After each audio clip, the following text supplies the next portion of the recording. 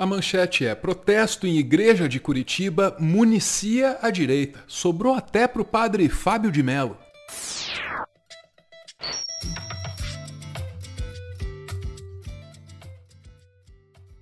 Na boa, Curitiba pode ser um lugar muito complicado e por vezes hostil. É um problema histórico, hein? É verdade que já faz um século ou mais, mas a ascensão do nazismo ao poder na Alemanha coincidiu, veja só, com uma mobilização da elite curitibana para dar para a representação nazista alemã em Curitiba o melhor, o mais belo, o mais moderno edifício que a cidade tinha na época. A suástica tremulava orgulhosa no coração da cidade. E esse ontem pavoroso gera consequências hoje. Olha lá. Curitiba é a terceira cidade do país com mais grupos neonazistas. E esses grupos, eles são maiores, mais poderosos e mais violentos do que se imagina. Boa parte de Curitiba ainda lembra dos assassinatos cometidos no meio de uma disputa de poder para ver quem ia comandar uma dessas células aí. Quer saber o que é pior? Uma das ferramentas mais úteis, mais importantes para qualquer comunidade que quisesse resolver esse problema, se livrar de uma das ideologias mais perniciosas, se não a mais, que a humanidade já criou, uma dessas ferramentas está assim bloqueada para Curitiba. Estou falando da comunicação, rádio, TV, jornal, internet, mobilização para educar e afastar a ignorância. Curitiba não vai bem nessa área não, hein? Imagina você que o que costumava ser o jornal mais importante da cidade virou, sem sacanagem, um panfleto da Opus Dei. Se você entra no site do jornal, os caras estão lá, ó, olha aí, ó, metendo um anúncio do curso do Olavo de Carvalho na tua cara. E muita gente deve comprar, porque em Curitiba, 76% da população votou no Bolsonaro. Eu tô te contando tudo isso em nome do contexto, porque é dentro desse contexto que ocorre esse protesto aqui, tão comentado. Os ministérios estão ali incomodando com a gente. Porque eles não podem aqui. Cara, se liga só, eu acho que aquele lá é o padre. E esses caras estão... Peraí. Essas imagens que você está vendo aí levaram a direita brasileira ao delírio. Por quê? Bom, é só olhar para onde a coisa vai. A gente tinha visto os manifestantes do lado de fora, né? E agora tem isso. Dá pra ver a porta se abrindo. Olha lá. Olha, senão vai ser preso de novo.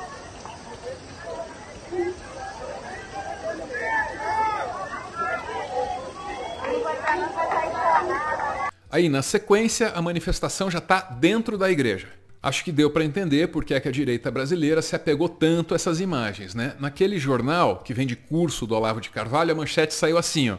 Invasão de igreja gera onda de críticas no país. Vereador do PT é alvo de pedidos de cassação. Tá, agora apareceu um vereador do PT na história e a gente já vai falar sobre ele. Por hora, vamos entender que protesto era aquele, né? Você deve ter visto muita coisa aí sobre o caso Mose, o congolês que foi brutalmente assassinado no Rio de Janeiro porque foi cobrar uma dívida de um quiosque lá para o qual ele tinha trabalhado. O mundo inteiro está em cima desse caso, a ONU está aí cobrando explicações do Brasil, a coisa é seríssima. E quando uma coisa assim acontece, é óbvio que qualquer um que esteja minimamente envolvido com a luta antirracista precisa se manifestar de uma forma ou de outra por obrigação moral. E é isso que nos leva ao protesto em Curitiba. Olha aí como a coisa escalou. Jair Bolsonaro criticou a invasão de petistas a uma igreja católica no último sábado em Curitiba. Acreditando que tomarão o poder novamente, a esquerda volta a mostrar sua verdadeira face de ódio e desprezo às tradições do nosso povo. Se esses marginais não respeitam a casa de Deus, um local sagrado, e ofendem a fé de milhões de cristãos, a quem irão respeitar? Questionou o presidente nas redes sociais. Ele disse que pediu aos Ministérios da Justiça e da Mulher, Família e Direitos Humanos que investiguem o caso. É óbvio que a presença dos manifestantes dentro da igreja cria uma oportunidade para que determinadas figuras políticas façam e apareçam. Daí a chance de mandar o refrão: oê, oê, oê, eu sou mais cristão do que você. Estão dizendo racistas, fascistas não passarão. Aí eles invadem a igreja, entram na igreja, começam a gritar palavras de ordem, atrapalham completamente a missa, desrespeitam os fiéis. E por aí vai. Pessoal, Esse grupo, ele invadiu a igreja e atacou os fiéis de um modo que a própria Igreja Católica de Curitiba chamou isso de desrespeitoso e grotesco. Já viu tudo, né? O cara tá 1 milímetro de falar em cristofobia. O que ninguém conta sobre esse caso, para fazer valer um determinado viés, ou então por ignorância, por não saber mesmo, é a história da igreja em que tudo aconteceu. E isso importa muito, viu?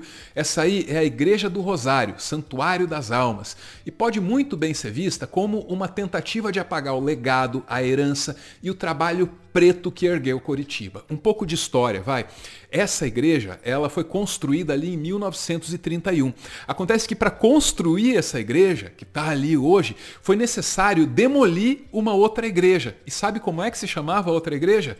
Igreja de Nossa Senhora do Rosário dos Homens Pretos de São Benedito, erguida em 1737. Pois é, pega mais essa aí sobre Curitiba, vai. A cidade demoliu uma igreja preta para erguer uma igreja branca no lugar. Se isso não é apagamento da história, eu realmente não sei o que é que pode ser. Na verdade, a igreja de Nossa Senhora do Rosário dos Pretos de São Benedito foi inaugurada em 1946 no mesmo local da antiga igreja, demolida em 1931. Mas alguns azulejos expostos na entrada, por exemplo, têm quase 300 anos.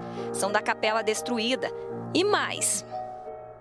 Está construída em cima do cemitério dos escravos. Conclusão, esse lugar tem um significado muito especial, muito profundo para a luta antirracista na cidade e não é de hoje. O tal vereador petista, sobre o qual a gente ainda vai falar, ele não foi o primeiro e infelizmente não será o último a levar uma manifestação para esse lugar, porque as razões para lutar, elas vão continuar existindo. Mas vamos lá, quem é o vereador petista afinal? O nome dele finalmente está aí, ó, Renato Freitas. A gente já vai saber quais são as consequências para ele. Primeiro, vamos ver o que ele tem a dizer, porque é justo. Ressaltamos que não houve invasão à igreja de Nossa Senhora do Rosário dos Pretos de São Benedito, pois ela se encontrava aberta e a missa já havia terminado, como facilmente se constata nas imagens, já que o lugar estava vazio. Reparou que ele se refere ao nome da igreja antiga, não é por acaso, tá certo ele, tentando reavivar a história, né?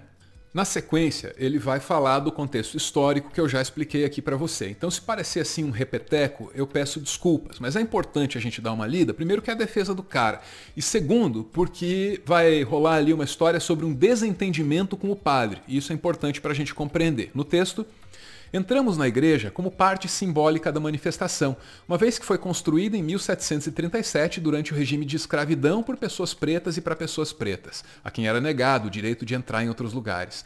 A motivação para a entrada dos manifestantes na igreja surgiu a partir de uma tentativa do padre e de outras 2 pessoas presentes, de calar nosso ato pacífico, mais uma vez querendo remover pessoas pretas de locais que também lhes pertencem. Assim, entendemos que esse espaço é símbolo de resistência e de persistência da população negra, que também tem o direito de professar sua fé cristã. Nossa luta sempre foi e continuará sendo pela liberdade e pela valorização da vida. A igreja estava vazia, não havia missa naquele momento, e como bem disse o padre, não foi mexido uma vela. E o microfone com que falamos foi cedido pelo padre.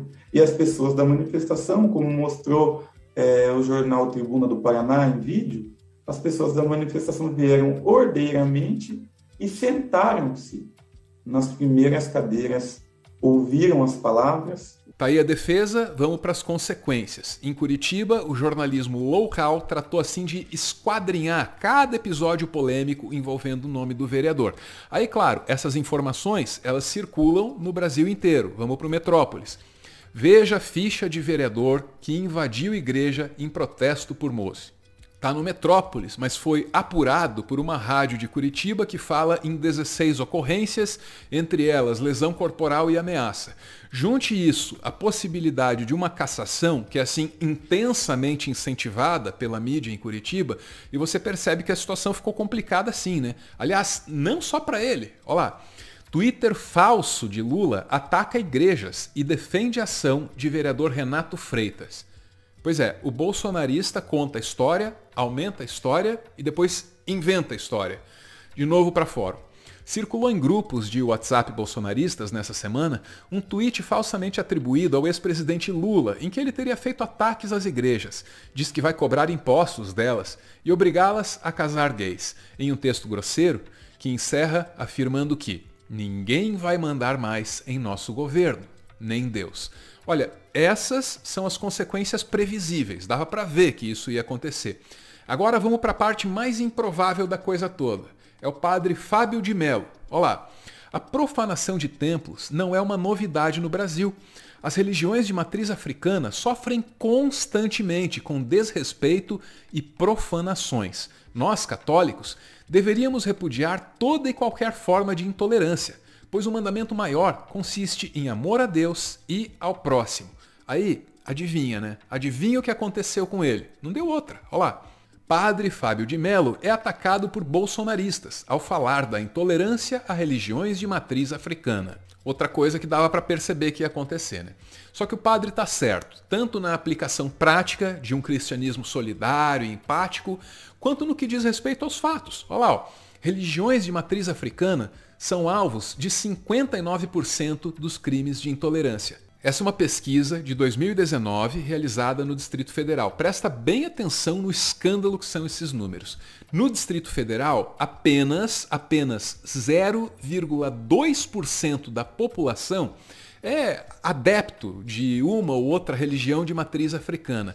E esse 0,2% é vítima de 59% dos crimes de intolerância religiosa. Deu para entender?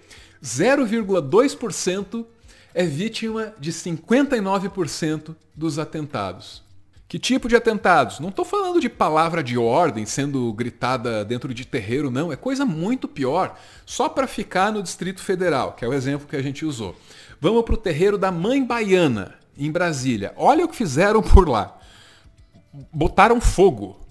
E eu vi uma chama de fogo por aqui. Uma chama, só que devido a ser de madeirite, o fogo ele entrou muito rápido, ele espalhou muito rápido. Quando a gente chegou aqui, o fogo já tinha tomado uma velocidade incrível, já tinha se alastrado tudo. E aqui entrou foi a fumaça, mais, né? A fumaça e a quentura, que terminou ofendendo as telhas, porque aqui é um galpão onde faz os eventos, né? Como eu mexo muito com cultura, né? Com os eventos culturais aqui. E aí, foi o que restou de tudo. Aqui eu deixei porque eu quero fazer um memorial, né, do que restou. Eu acho que a gente não pode esquecer. Não podemos esquecer o que houve e o que está acontecendo. Lembra aí do caso do terreiro da Mãe Baiana? Grave, né? Não lembra. Não ficou sabendo, né? A culpa não é sua, é porque não noticiaram direito. E via de regra é assim. A violência contra as religiões de matriz africana é muito menos discutida e divulgada que um caso como esse, que rolou em Curitiba. As informações estão aí. A reflexão é por sua conta. Aqui a gente vai encerrar com as palavras da Mãe Baiana, certeiras como a flecha de Oxóssi. Mas acontece que os nossos orixá tá aqui na nossa cabeça, tá no nosso coração, tá no nosso ser. O nosso orixá tá em nós e ninguém vai poder tirar. Então não adianta vir fazer um negócio desse, certo, dá um prejuízo. Mas a gente vai botar tudo no lugar. O nosso orixá nos acompanha, ele está com a gente e a gente está com ele. Então, por que não viver com paz? Por que não viver cada um com o seu Deus? Não tem necessidade disso. Não precisamos disso. Precisamos agora num mundo de paz. Para continuar fazendo conteúdo e, quem sabe, expandir o projeto, o Meteoro depende de contribuições. A chave Pix do canal é essa aí, pixmeteoro@gmail.com. Você pode ajudar, mas claro, só se você quiser. Muito obrigada por ver esse vídeo até o final.